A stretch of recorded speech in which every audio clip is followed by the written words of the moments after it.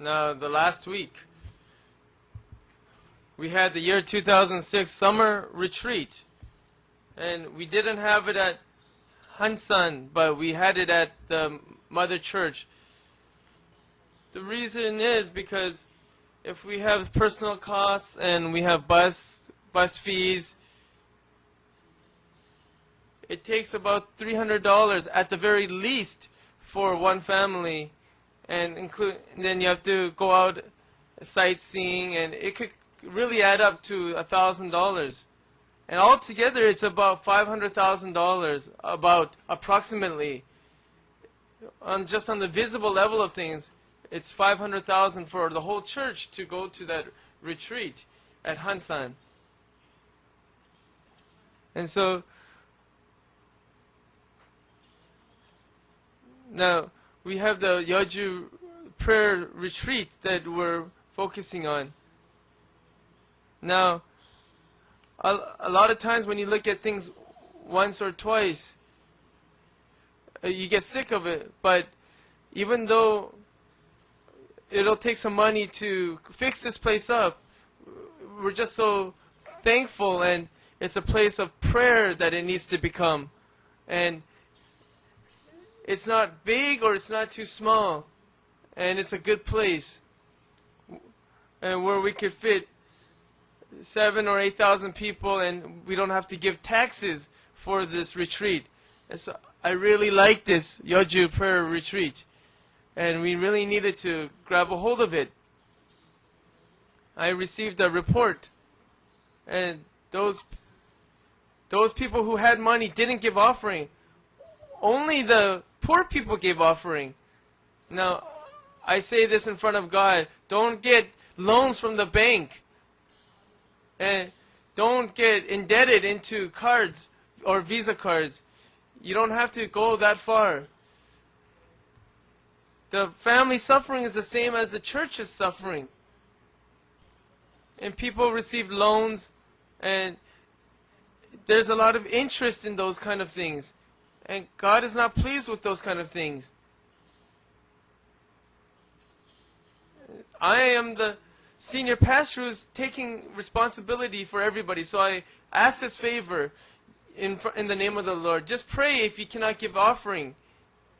And those visas and borrowing money and so forth, taking loans from the bank. Now, there was a lot of offering came from the Joseph ministry, and the elder gave me an offering envelope, and I kind of didn't take much notice until the nighttime, and there was a receipt or those money checks for several thousands of dollars, over $10,000, and I asked who this was, and it was this elder didn't have that money. But someone took a loan.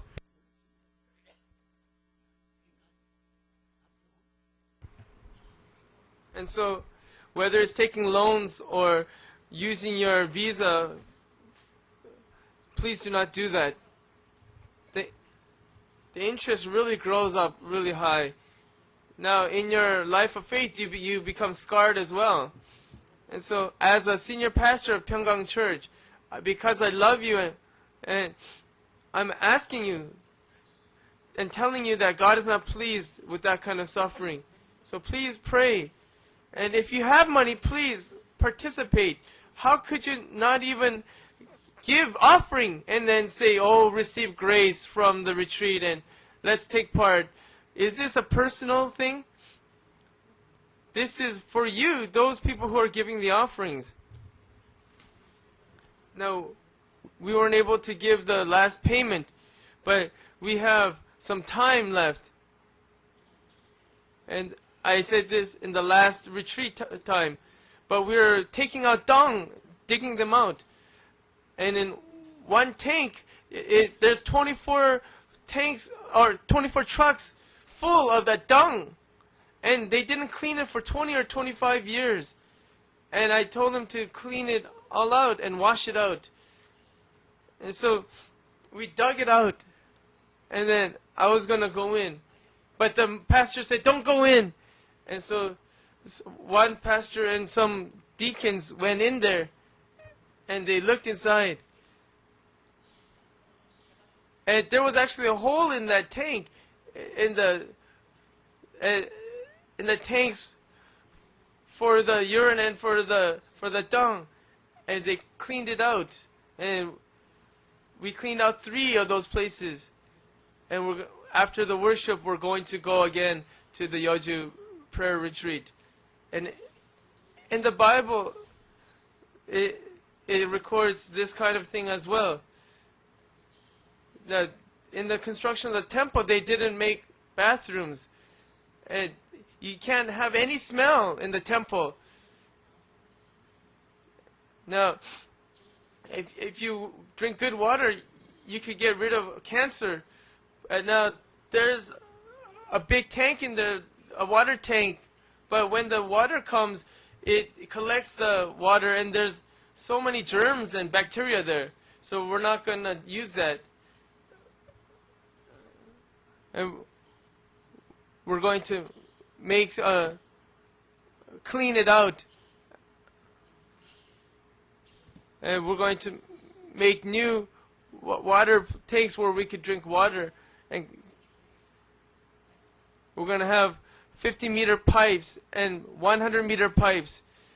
And the 50-meter pipes go to the tank.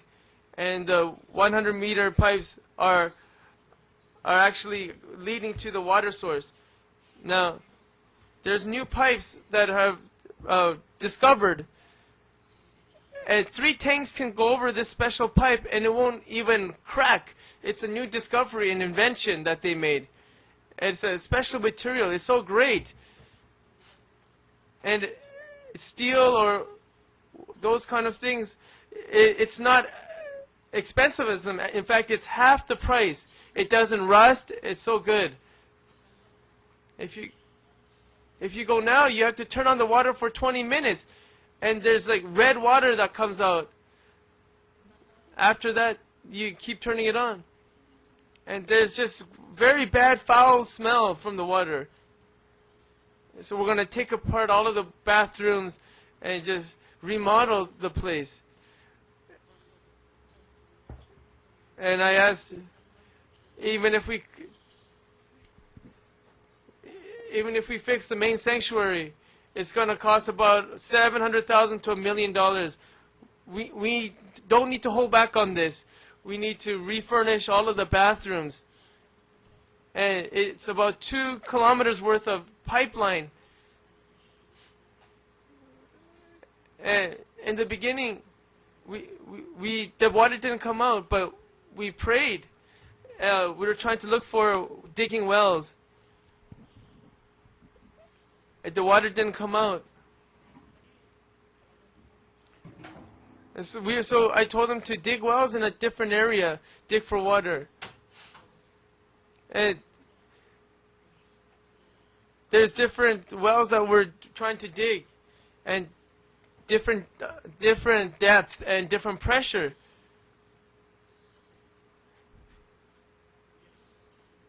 And from this we need to drink good water.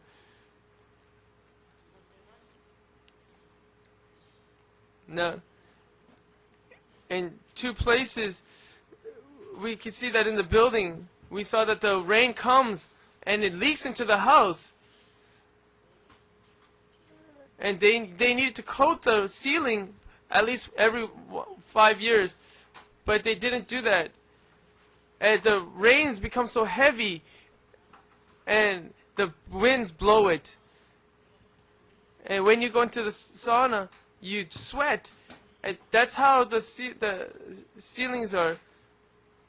And that's what the ceilings do to the house. And so we're going to replace all of the ceilings. So the water used to go into the house, the buildings. We're going to put roofing on there, and it doesn't leak. And so 5,000 people can sleep, about 3,000 people comfortably. if you want to build buildings for 5,000 people, it takes several millions of dollars. So rather than that, let's take $3 million and reconstruct and repair everything.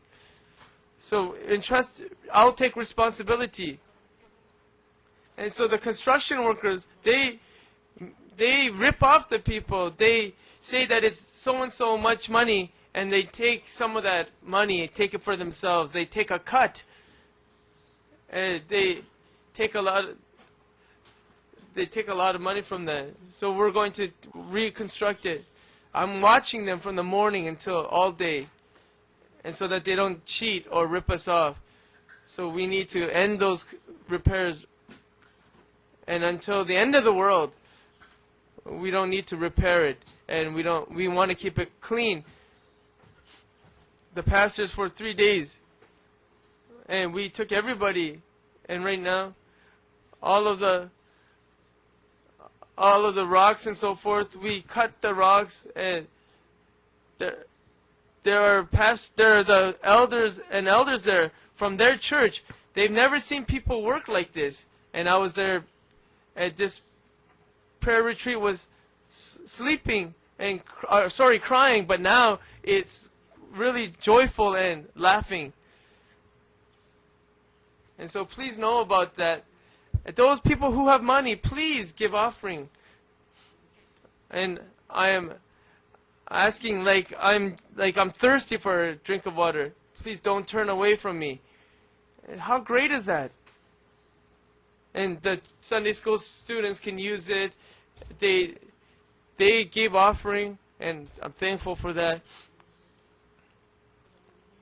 Now, Elder, he sold his business, and he's going to give $5 million in offerings. And he came to me 3 times to pray for me. And he's doing work in that. Now today, from John chapter 2, verses 22 to 25. Jesus not give his heart to those people. Listen carefully, that's the title. I believe in Jesus.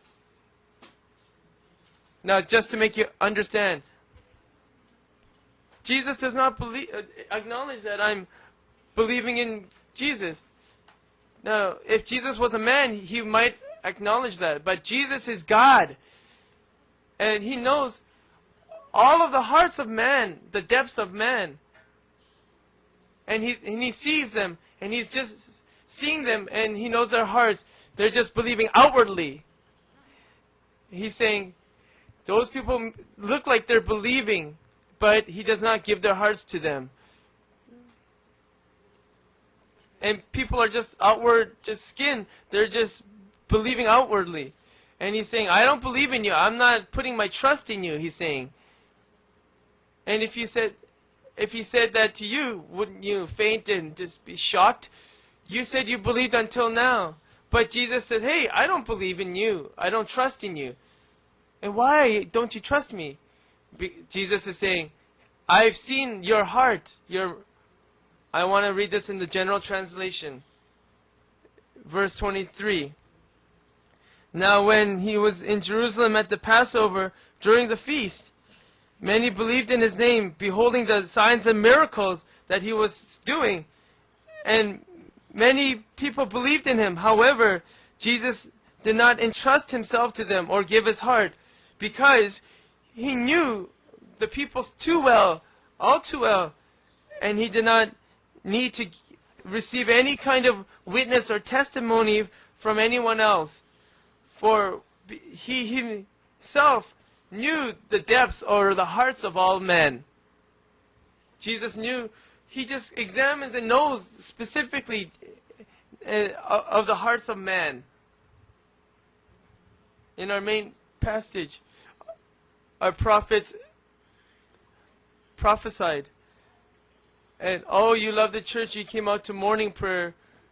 But in the Old Testament, those who came out to church fervently were trying to kill Jesus. And the Psalms records this. In Psalm 69 verse 9, he used that verse. and shot them down. And he said, hey, destroy this temple, and in 3 days I'm going to raise it up. And then so all the people were saying to Jesus, hey, he's crazy. This temple took 46 years to build, and you're going to break it down and ruin it and build it up in 3 days?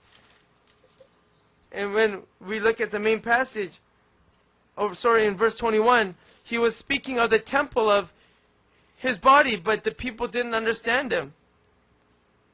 Jesus was the temple. For the mankind, he died. And Jesus was talking spiritually that he would resurrect after 3 days. And now it was the Passover, and he was in Jerusalem. And the Jesus' disciples were in cloud of doubt. And he was saying to them, hey, I know people, I don't need to trust them. I know, I can see the hearts of men. And so, even the disciples couldn't believe as well. So he didn't entrust himself. It means not to trust or to put his dependency. To entrust is to believe in someone else and give responsibility to them. And in the general translation, it says he didn't give his heart to them. In the English translation, it says he did not depend on him or entrust himself to them. So in our main passage, 24, he knew all men. When we look at John chapter 6, and he knew what he was intending to do. He was saying this to test them. And also, Philip evangelized Nathanael. And he said, hey, I know you. This is in John chapter 1.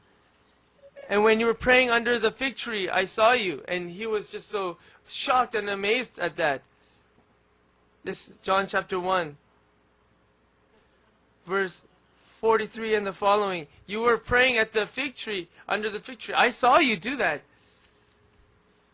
And so Philip came first. And if you would have heard the report from Philip, that would have been understandable. But Philip and Nathan came together. There was no talk or report. And so Nathanael was just shocked. And so he said, he's a true prophet of Israel. And Nathanael just bowed down low towards him. And he said, you are the great prophet of Israel. You are the king of Israel. Now, it's hard to know what's in people. You have to know who people are. There's a current proverb, as time goes by. Or there's another proverb, until death you cannot know the heart of man. These are just some Korean proverbs that people made. My beloved saints, how does our insides look like? Jeremiah said that it's just depraved and evil more than creation. That's the heart of man. This is in Jeremiah chapter 17, verse 9. More than creation, it is the most wicked and most depraved. Matthew, Mark, Luke, those are the synoptic gospels. John is not part of the synoptic gospels. Why? Because from the beginning it's different. John and Matthew, Mark, Luke is different. Matthew, Mark, Luke starts with the birth of Jesus, his human birth. From the revelation to the Magi and to Joseph and Mary and all of those things, they talk about those things. But John, the book of John, he doesn't record those things. He starts from, in the beginning was the Word, and the Word was with God, and the Word was God. That's how he declares it from the very first verse. And so he said the Word became flesh and dwelt amongst men. And we beheld His glory, the glory as of only begotten from the Father, full of grace and truth. This is John chapter 1 verse 14. Now the law was given through Moses. Grace and truth were realized through Jesus Christ. This is in John chapter 1 verse 17. And so John is the spiritual world. Matthew, Mark, Luke is talking about the visible things. And even now, God has spoken by how? The Word. And John chapter 1:1, in the beginning was the Word, and the Word was with God, and the Word was God. You said you received the Word, then that means you received God. You received God. And God is with you. In Isaiah chapter 1:17, it said that a virgin will be with a child. He will be the Savior of mankind. He will come as Emmanuel. And this is in Isaiah chapter 7 verse 14. Emmanuel means God with us. And so the Pyeonggang church members, you receive the Word and hear it. Then God is with you. And please believe that that is a blessed work. How great is that? How great is that? Jesus is with you now. Emmanuel. In Matthew 1:24, Jesus means He will save His people from His sins. How great is that? And so we are the people of God. Are we the people of Satan or devil? We are the people of God. Jesus, His name, means to receive salvation, to receive forgiveness of sins. And so, in John, it's talking about two paths. And this is the path that Jesus acknowledges. Now, your outward and inner man, we cannot be different. We have to be true, both in the inner and outer man. They don't have a double split personality. And we can see those kind of people were hated, or Jesus hated those kind of things. Split or hypocrites or double personalities. And they saw the miracles of Jesus and believed in Him. And those signs were miracles in the original language. It's miracles or signs. In the original language, it's semeion. Semeion in Hebrew, it's talking about signs or miracles. Now, I was writing a sermon, and we see that in John, the word signs come out 17 times. 17 times just in the book of John. Now there was a wedding feast at Cana, and He turned the water into wine, and this was a miracle, a sign. Now the Capernaum, there was the son of the man who died, and your son is going to live. And we can see the manager, he came in to the house, and the servants were there, said that he was well. And it was 6 o'clock, and it was a time that they met and talked. And so there was another miracle there as well. This was a miracle. That was the second miracle. First of all was at the wedding feast of Cana.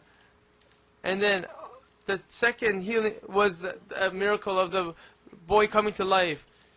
Now also, there was 5,000 men in John chapter 6. And there was only 5 loaves of bread and 2 fish. And they ate as much as they wanted. As much as they wanted. It's not just a little bit.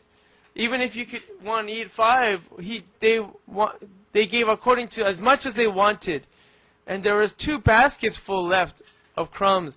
And such an abundance. And look at Jesus. He said, pick up those crumbs. And you cannot throw away even the crumbs. When we look at John chapter 9.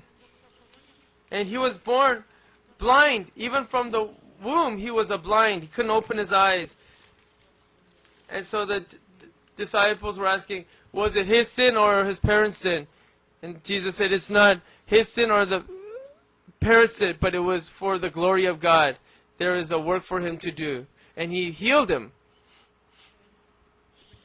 And when we come to John chapter 11, there is Jesus' friend that he loved, Lazarus. And Mary and Martha were his sisters. And he died. And he died. It had been 4 days. And there was a rotten smell coming from the tomb. And he said, just believe. Where is he? And he's in the tomb. Okay, roll the stone away. And so they did it according to what he said. And he called, the life called upon death. And he said, Lazarus, come out.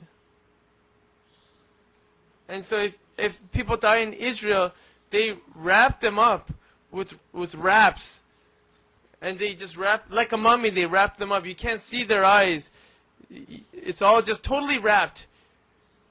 And so he said, unwrap him. And so he even spoke. This was a miracle.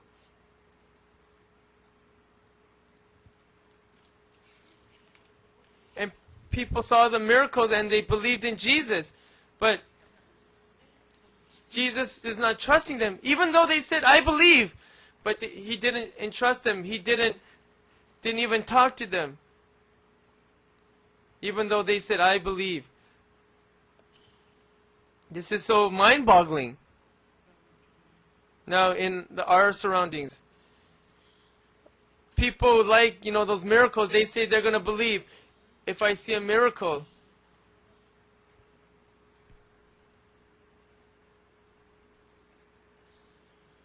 you couldn't receive the word and understand. Then in the time of tribulation, you will all fall away. So whether cell group studies, you have to understand that Bible studies are very important. Those who study the Bible in tribulation, they don't run away from church. And they don't give excuses for this and that.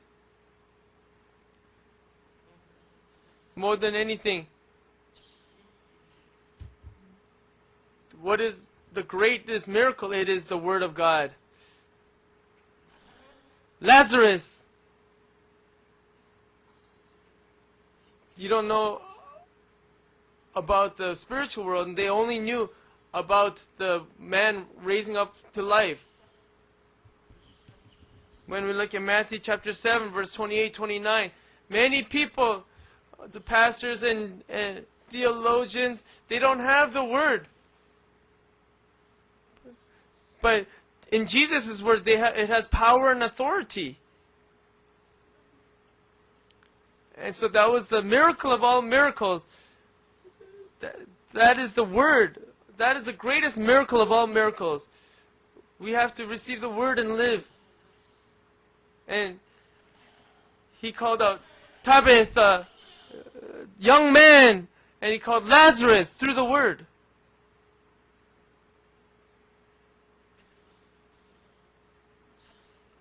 And look at, there's a man who fell from the 3rd floor.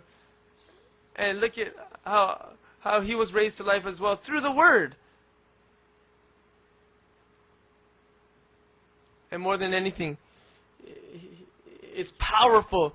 And Jesus' word, compared to anyone else, is the eternal word. And we have to receive this word. When we look at John 8:51, if you keep and guard my word, then you will never see death. And he spoke that.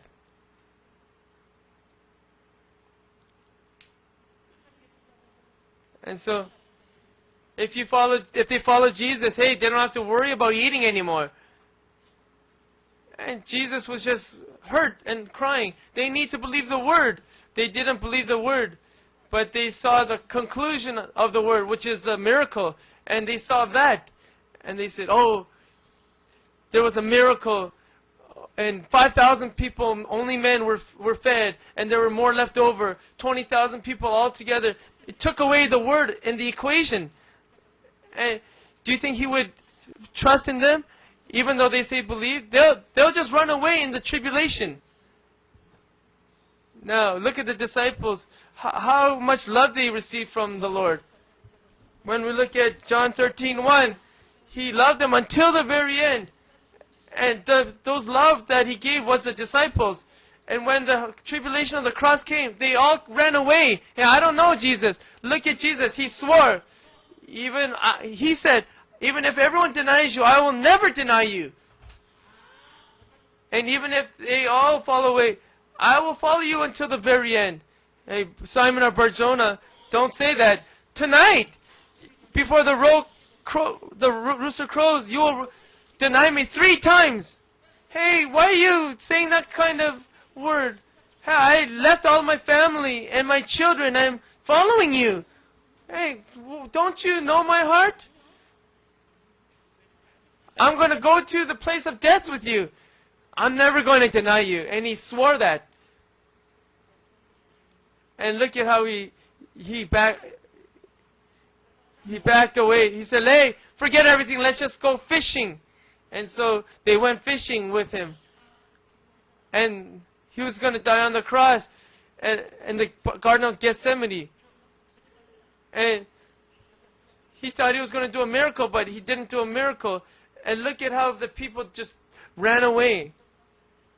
Now, Peter and the disciples, through the Holy Spirit, they received the Word. After eating the Word, they weren't afraid of death. And they were witnesses of the gospel. And Jesus saw the future. Our Pyeonggang Church is the same thing. Do you really love God? Have we seen Abraham? We didn't see Abraham. Have we seen Adam, the first man? How about Noah, Jacob, Isaac? But we know them through the Bible. In the Bible, it seems like it's black words and white paper. But when I believe, we know the great meaning behind that, the word behind that. And through the grace of the Holy Spirit abides in me. And that's why we're saying, receive the word and eat the word. Now, you people, if I said, hey, I don't believe in you, well, how would you feel? When we look at 2 Corinthians chapter 13:5, see if Jesus is in your heart and examine yourselves. If Jesus is not in your heart, then you are forsaken children. That's why he's saying, I don't entrust in those men.